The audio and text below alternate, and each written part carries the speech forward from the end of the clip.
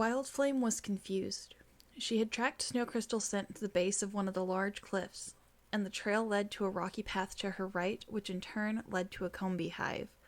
Stepping back, Wild Flame walked away from the cliff's base, muttering, "Blazefang can yell at me all he wants, but I'm not going in there." Unsure of what to do, she decided to wait a while, not wanting to face the wrath of Blazefang and the rest of the pack just yet. If the growlithe and her friends didn't come out of the hive after a while, she decided she could just assume they were dead. Snowcrystal knew they wouldn't have much time. They needed to get out before the comb blocked off all the tunnel's exits. "This way," she whispered, heading off into another tunnel leading to their left. Rosie followed quickly, sure that she could hear the comb coming closer. The two of them vanished into the tunnel, not realizing that Thunder wasn't following. "Where are we supposed to be going?" Rosie growled as they moved further through the passage, giving Snowcrystal a glare. "You don't have a clue, do you? We could be heading back to that big room, where all these combi are, and you wouldn't even know." "I'm trying, all right," Snowcrystal replied, resisting the urge to point out that Rosie didn't have a clue as to where they were headed either. Suddenly Rosie gave a shriek and halted, causing Snowcrystal to stop as well. Up ahead, about a dozen combi had entered the tunnel and were now facing them. "Back the other way," Rosie whispered, turning around. "Come on, Rosie!" Snowcrystal shouted. "They aren't strong in small numbers." Not bothering to even check if Rosie had heard, Snowcrystal leaped at the nearest of the combi, knocking it out of the air and sending it crashing to the cave floor before sinking her teeth into its wing. Feeling a strong blast of air shoot by her, Snowcrystal jumped out of the way and fired an ember at the remaining combi before darting past them and through the tunnel. The sound of Rosie's paw steps behind her told her that the Vulpix had managed to make it past the combi group too. However, the angry Pokemon were still following them. Snowcrystal cast a fleeting glance behind her, only to run straight into Spark, who was fleeing from a different tunnel. Rosie, unable to stop in time, crashed into Snowcrystal. The three of them fell to the ground in a tangle of paws and tails. It took Snowcrystal a moment to realize who she had run into. "Spark!" she gasped. "We've got to go now. There's a group of combi coming straight for us." "Well, there's about 50 of them coming here from that way," Spark replied, pointing his muzzle toward the tunnel he had been running from. "I'd say your way's better. Let's go." The combi that had been chasing Rosie and Snowcrystal were surprised to see the two Pokemon running back that way with yet another intruder, but a thunderbolt from Spark stunned them long enough for the three to get past. "Which way now?" Spark asked. "I don't know. Anyway. Let's try this way," Snowcrystal cried, darting into yet another of the labyrinth-like tunnels. Thunder was now making her way through the tunnels on her own. The fact that Rosie and Snowcrystal had left her behind barely registered to her. She wanted to get out of the hive, and her traveling companions were of little, if any, concern to her. The Scyther's feet made a loud splash as she entered into a wider tunnel half flooded with water. The water was trickling down the walls of the cave and from the ceiling, making every rocky surface slippery. There was a deep pool up ahead, and Thunder paused next to it to take a much-needed drink of water. A lone combi flying toward the hive on its own happened to come by, staring in shock at the dark form of the Scyther lapping at the water from the pool in the middle of the tunnel. The news of intruders had not yet reached this combi, and for a moment he only stared in surprise, but that moment didn't last long. "What are you doing here?" the combi cried, and Thunder turned her head in his direction. To the lone combi's shock, the Scyther didn't reply. Didn't even look surprised to see him there. The smaller bug Pokemon had no time to react as the Scyther leaped toward him, slashing her blades across the small Pokemon's body. The combi fell to the ground, unconscious, and Thunder ignored it, simply walking through the water and into the next cavern. Snowcrystal, Rosie, and Spark could hear more combi coming their way. Ultimately, they realized there would be no escaping them, as there were simply too many, and the exits were blocked. Spark peered through a small hole in the cave wall next to him and sighed. "They're everywhere," he whispered, "and I can't run much longer." Looking toward the others, he could see that Rosie was exhausted as well, though Snowcrystal didn't look as tired. "We must keep going," the growlithe whispered. "I'm used to running long distances, and I know you aren't, but we have to—" "Stop!" A voice called from behind, and Snowcrystal reluctantly turned to see a huge group of combi hovering directly behind them. Another equally large group arrived immediately after from up ahead, and the combi formed a wide circle around the group, surrounding them completely. Spark growled, his fur sharpening into spines as he readied an electric attack. The Jolteon lowered himself into a crouching position, his eyes on the nearest wall of Combi. "Don't," Snowcrystal whispered. "We could never fight this army. If they attack back, we're done for." At her words, Spark reluctantly nodded, but his fur didn't lie down flat. Rosie shuffled closer to him, her eyes wide.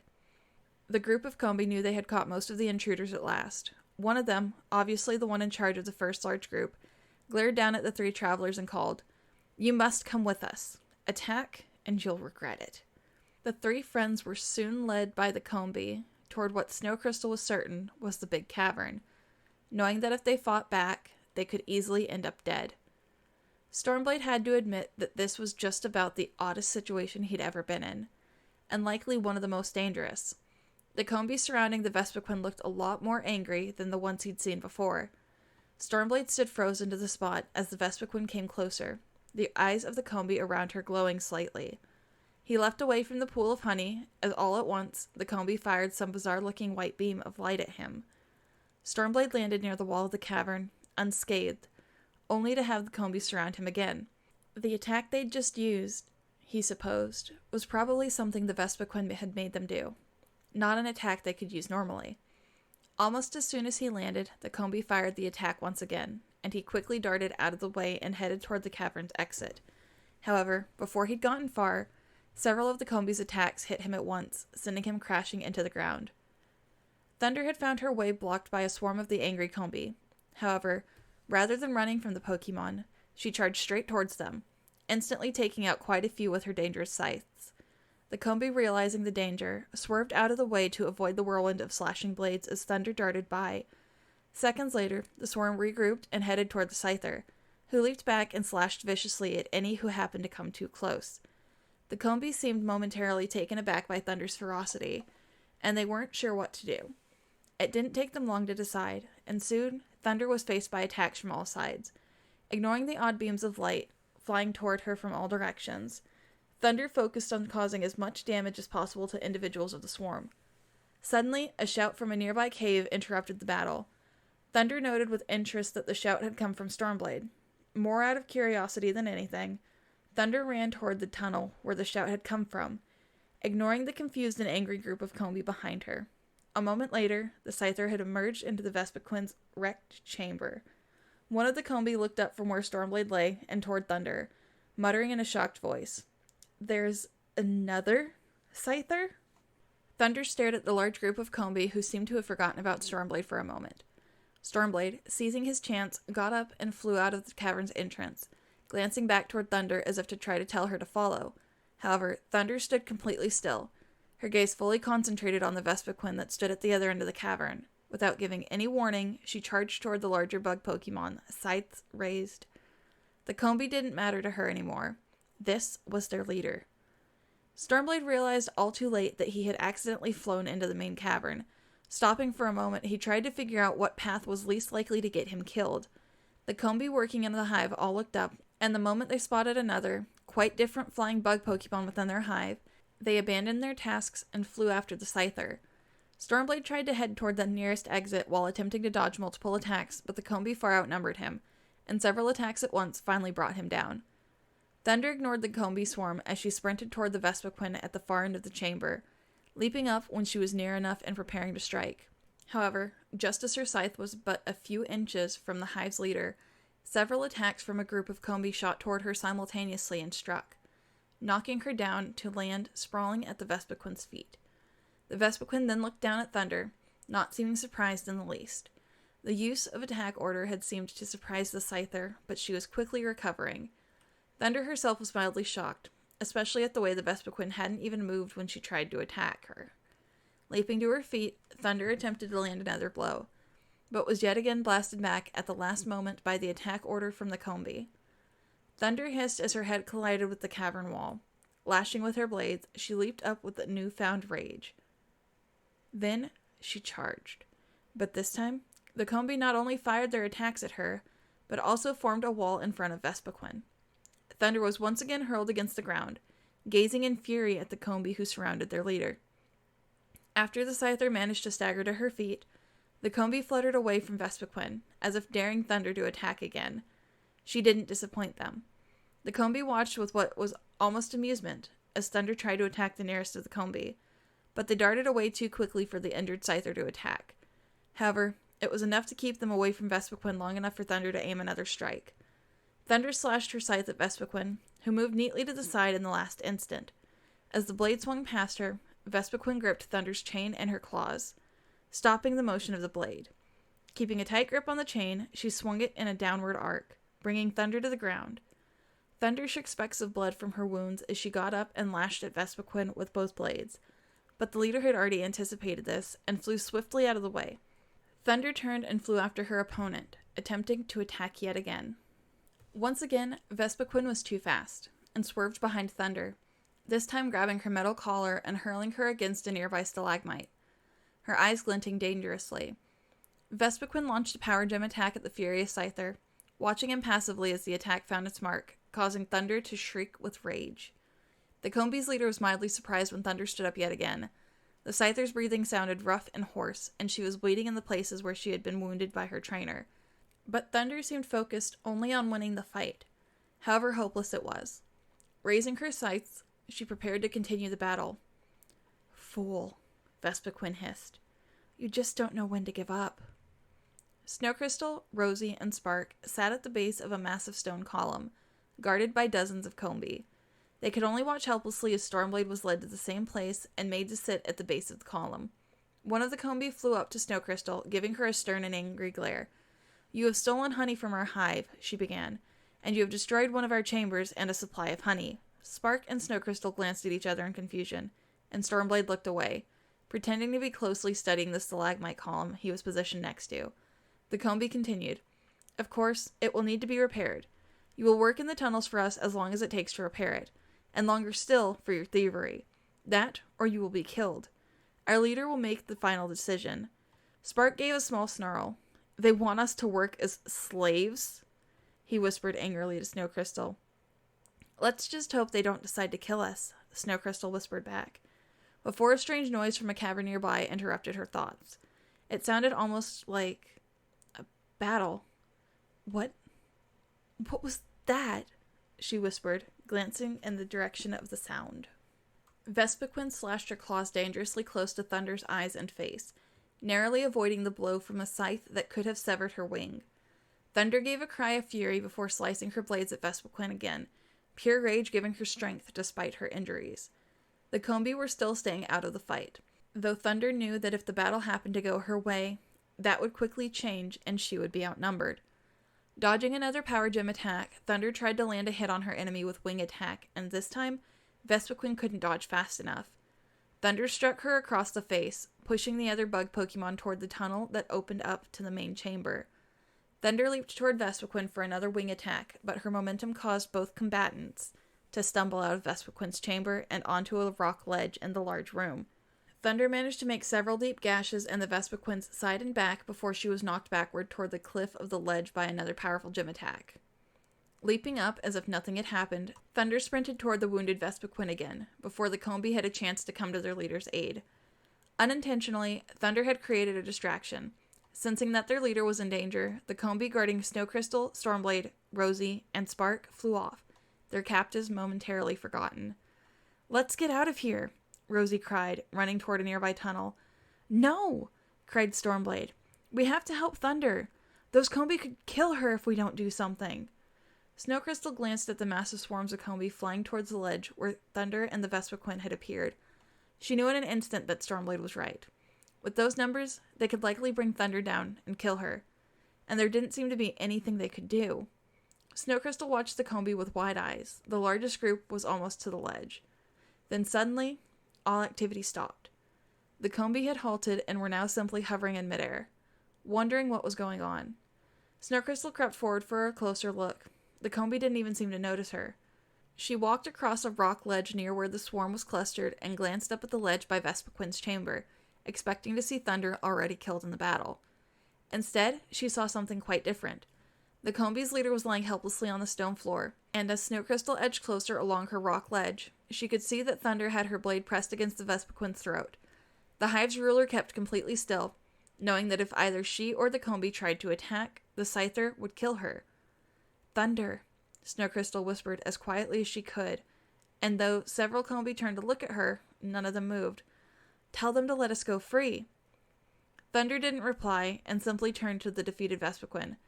"Make the Combi leave," she growled. Having no choice, Vespiquen called to the group of Combi and ordered them to leave the chamber. Reluctantly, they flew away, and though a few very loyal ones stayed put, unwilling to leave their beloved leader, they posed no threat to the 5 friends in such small numbers. "Now, can we leave this place in peace?" Thunder asked, and the Vespiquen slowly nodded. Snowcrystal wasn't certain about Vespiquen's reply. What if she ordered all the Combi to attack once Thunder let her go? Most of the Combi had left, but that did not mean the few that had stayed behind couldn't go and retrieve them. Just as she was about to suggest to Thunder that she force the Vespiquen to come with them until they all left the hive, just to make sure, she noticed that the Scyther had raised her other blade over the Vespiquen's neck, obviously preparing to strike. "Wait!" Snowcrystal cried, not understanding why Thunder was acting this way. "Stop!" However, her shout seemed to go unheard. Thunder's scythe flashed downwards, and though the Combi flew towards Vespiquen, Snowcrystal knew they would be too late. The growlithe turned away, expecting to hear the awful sound of flesh being severed. However, the sound that met her ears an instant later was quite different, and sounded like a metallic clang. She looked up, surprised, but no one was more startled than Thunder when, instead of her scythe reaching the Vespiquen's throat, it was stopped by another. Thunder glanced upward, finding herself staring straight into Stormblade's eyes. "Stop," he told her, pushing both her blades away from Vespiquen. "You can't kill her." "Why not?" Thunder replied, staring back at him. "She was going to let us go," Stormblade replied, and pushed Thunder away, quickly standing between her and Vespiquen. "And after all, this was our fault to begin with. We were the ones who entered the hive and tried to steal honey. Besides, you won the fight. There was no reason to kill her."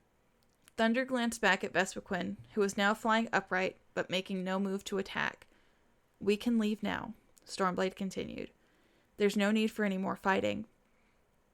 Thunder looked back at Stormblade, though this time not with anger. She seemed far more confused by his actions than angry.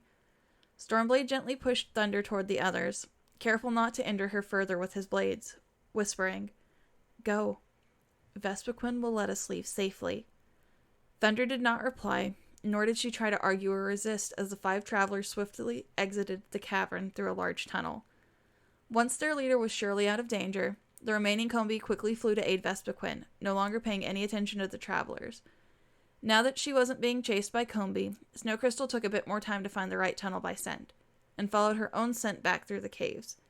They encountered no resistance.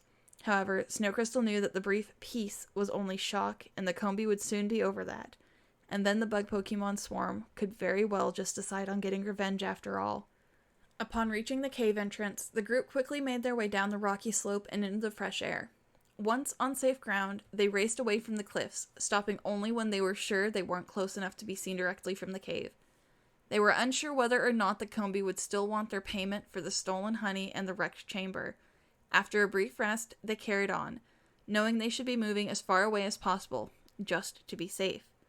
No one had spoken about the events that had taken place in the hive, namely Thunder's battle with the Vespiquen, and how close she had come to killing her. Stormblade knew there had to be a reason for Thunder's behavior, but uncertain about it all, he said nothing. They hadn't gone much further when Thunder collapsed. Snowcrystal knew that her exhaustion had taken a great toll, and that Thunder probably wasn't used to traveling so far in one day, then fighting. Concerned, she ran to the Scyther's side. By the time she reached her, Thunder had already stood back up. "What?" Thunder asked. "I'm just fine." Striding past Snowcrystal, she walked forward a few paces, only to collapse again, this time in a faint. Rosie turned and looked at the unconscious Pokemon, rolling her eyes. "Right," she muttered. "Just fine." Wildflame had watched Snowcrystal and the others leave the hive from a distance. Standing up, the Houndoom flicked her arrow-tipped tail in annoyance. "Why does Blazefang want me to befriend those idiots?" she muttered irritably to herself. "They might not even know where Articuno went." Narrowing her eyes, the Houndoom sulkily began to follow the Growlithe's scent, not too happy about the plan now that she'd had more time to think about it. She could only hope the Growlithe knew something about where Articuno had gone. Growling under her breath, the Houndoom hissed. Blazefang better be right about them.